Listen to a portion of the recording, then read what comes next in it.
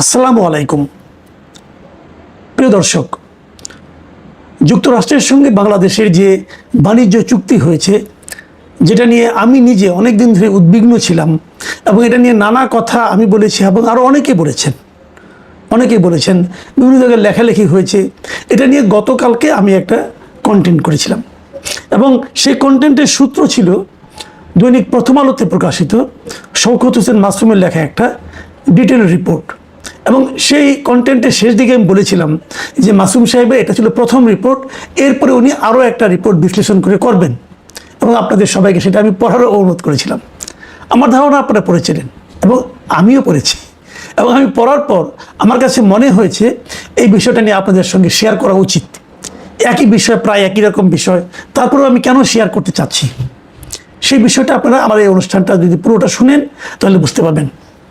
কিন্তু মাসুম সাহেবের ওই রিপোর্ট নিয়ে আলোচনা করার আগে আমি বরং কালকে যে কন্টেন্ট আমি করেছিলাম সেই কন্টেন্টের উপর প্রচুর দর্শক নানা ধরনের মন্তব্য করেছেন। আমি সেই মন্তব্য থেকে জাস্ট এক জায়গা থেকে র্যান্ডমলি আমি পরপর 3টা মন্তব্য নিয়েছি। সেই মন্তব্যগুলো নিয়েও আমি একটু আলোচনা করতে চাই।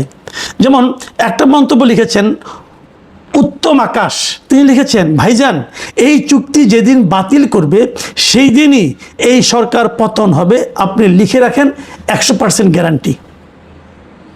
দ্বিতীয় মন্তব্যটা লিখেছেন মেড ফর মাইন্ড, তিনি লিখেছেন 54 বছর ধরে যারা দেশ বিক্রির জিকির করত তারাই দেশটা বেচে দিল।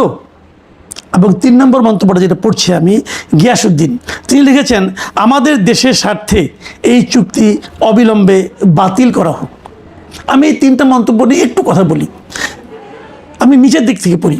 গিয়াসউদ্দিন যেটা বলেছেন এই চুক্তি বাতিল করা হোক, আমি ওনার সঙ্গে একদম একমত যে এই চুক্তি ভাই আমাদের দেশের জন্য বিশাল ক্ষতির কারণ হতে পারে, এই চুক্তি বাতিল করা জরুরি। দ্বিতীয় যে মন্তব্যটা, যে 54 বছর ধরে যারা দেশ বিক্রির জিকির করতো তারাই দেশটাকে বিক্রি করে দিল, এই কথাটা কিন্তু ইন্টারেস্টিং। এই কারণে দেখুন এই চুক্তিটা কে করেছিল? অন্তর্বর্তীকালীন সরকার, ডক্টর ইউনূসের সরকার। তারা কিন্তু এসেই বলছিল যে মানে ইন্ডিয়ার কাছে আমাদের দেশটাকে বিক্রি করা দেওয়া হয়েছে এবং সেই কাজটা করেছে শেখ হাসিনা সরকার। ঠিক আছে, তাহলে দেশ বিক্রি একটা মন্দ কাজ, খারাপ কাজ, আপনারা করলেন কেন?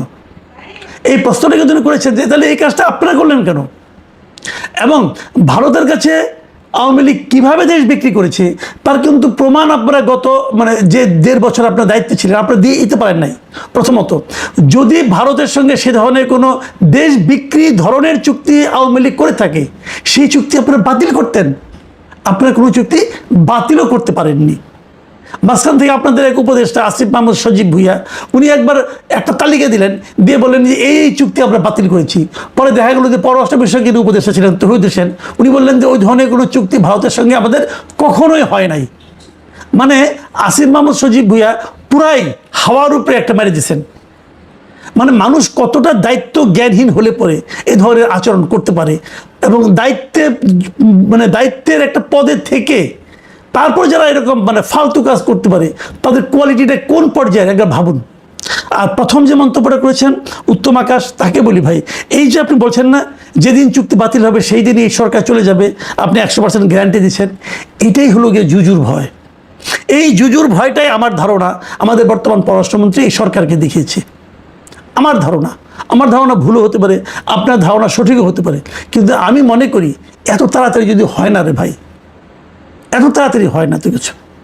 জনগণ সঙ্গে থাকলে আমরা হয়তো অনেকে হয়তো বলেন যে এই যে শেখ হাসিনা সরকারের পতন ঘটিয়েছিল আমেরিকা, ঘটনা সত্য আপনি বলতে পারেন ভাই, আমি বিশ্বাস করি না। যদি জনগণ সঙ্গে থাকতো আওয়ামী লীগের তাহলে কেউ পারতো না। কিন্তু ওই সময় তো আওয়ামী লীগের সঙ্গে তো জনগণই ছিল না। দ্যাট ওয়াজ দ্য কজ, যে সামান্য ধাক্কাতে পড়ে গেছে। যাই হোক, এখন আজকে এটা একটা ডেভেলপমেন্ট আপনাদেরকে আমি বলি। আজকে আমরা দেখলাম যে যুক্তরাষ্ট্রের সঙ্গে বাণিজ্য চুক্তি নিয়ে আমাদের যে বাণিজ্য মন্ত্রী আছেন খন্দকার আব্দুল মুক্তাদির, তিনি কিছু কথা বলেছেন এবং তার কথাগুলো শুনে আমি আসলে হতাশই হয়েছি। তিনি বলার চেষ্টা করেছেন যে যুক্তরাষ্ট্রের সঙ্গে বাণিজ্য চুক্তি নিয়ে উদ্বেগের কিছু নেই। মুক্তাদির সাহেব, আপনি মন্ত্রী মানুষ, আপনি অনেক জ্ঞানী লোক, কোনো সন্দেহ নেই, কিন্তু উদ্বেগের নেই এটা আপনি কী করে বলেন? আপনি চুক্তিটা পড়েছেন, আমার ধারণা পড়েছেন, আপনাকে কেউ পড়ে শুনিয়েছে, তাহলে আপনি কোন বিবেচনায় বলেন যে উদ্বেগের কিছু নেই? আমরা তো গতকাল ডিটেল বললাম, আপনি প্রথম আলো এই 2টা রিপোর্ট পড়েন, উদ্বেগের কিছু আছে কি না?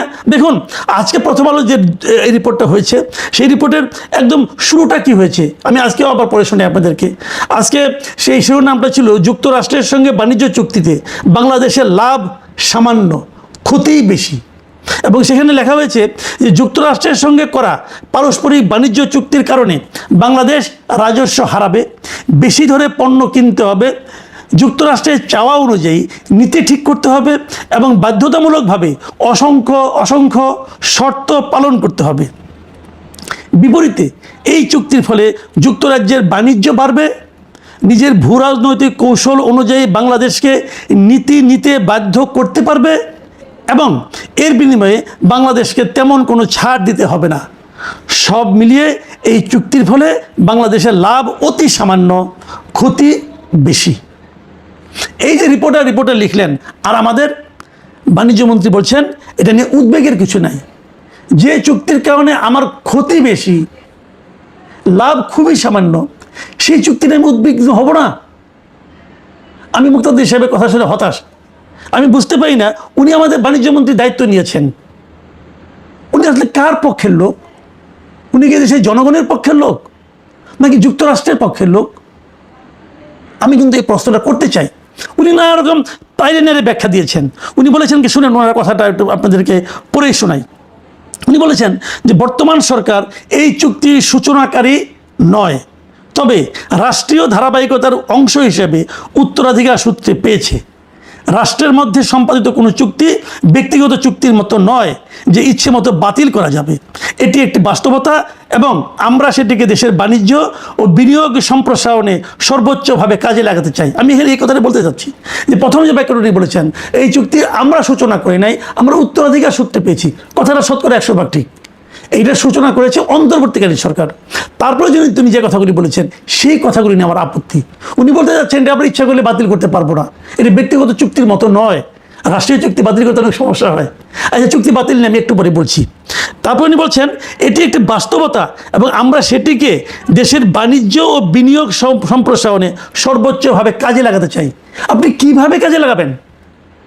যে চুক্তিতে আপনার পক্ষে আছে মাত্র 2-3টা ইস্যু, আর আপনার বিপক্ষে আছে কমপক্ষে 150 ইস্যু, আপনি সেটাকে কিভাবে আমার বাণিজ্যের উন্নতির জন্য কাজে লাগাবেন?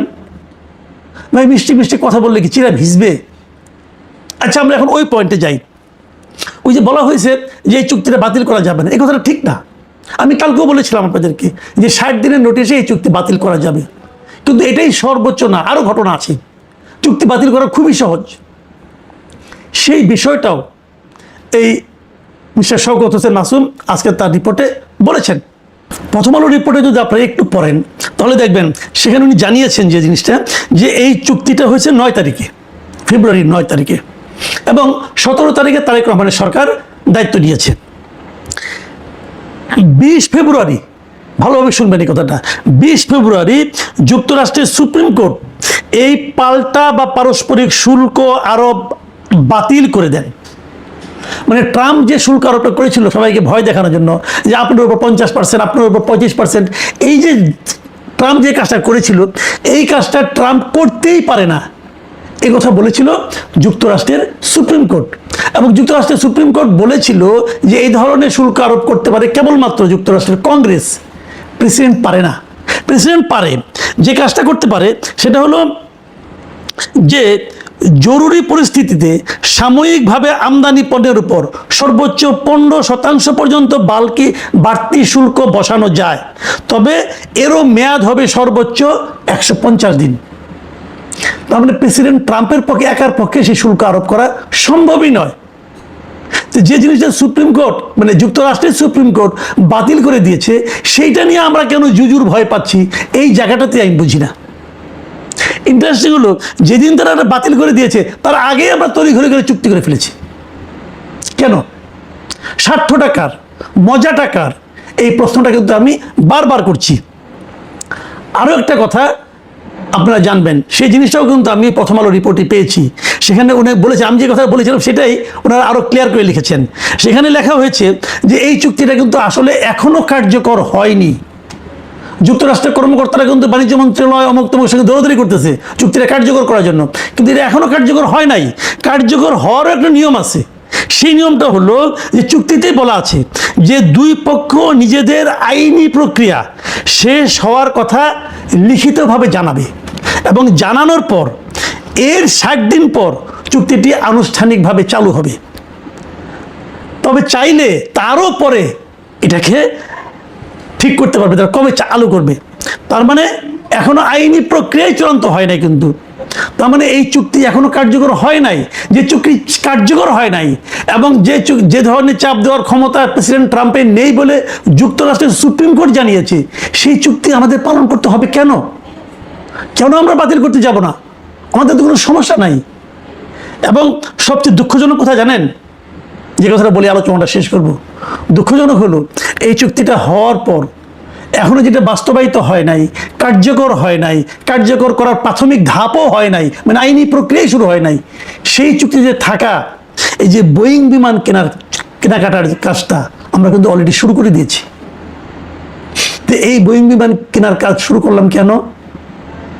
যুক্তরাষ্ট্রের ভয়ে, যুক্তরাষ্ট্রের প্রতি ভালোবাসার কারণে, নাকি নগদ কিছু কমিশন পাওয়ার লোভে? এই প্রশ্নটা থাকলো।